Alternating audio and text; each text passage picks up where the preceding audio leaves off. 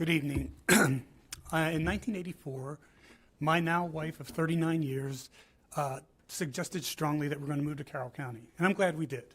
I've raised my 4 adult children here, and my 4 grandchildren are now being raised here. So tonight I came to speak about the books that are up for reconsideration.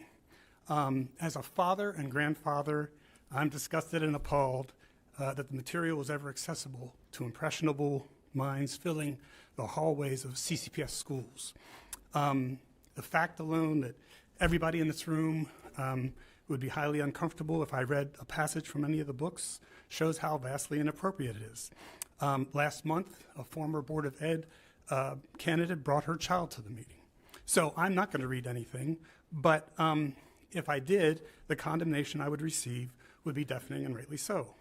No child should ever be exposed to sexually explicit content, and especially not in a school setting without the knowledge and permission of their parents.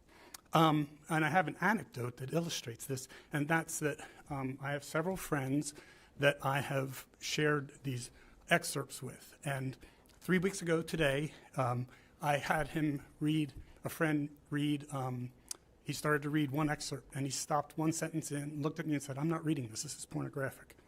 The terms book bans and censorship and fascism are buzzwords and dog whistles used to incite outrage.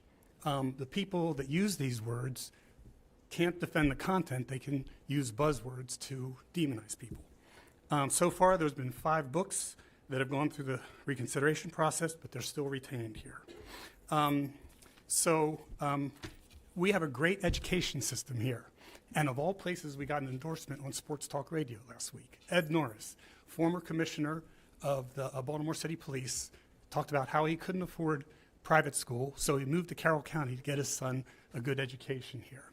So I applaud you, the Board of Ed, for taking the action that you have to raise the level of education and to oversee age-appropriate content. Thank you. Thank you.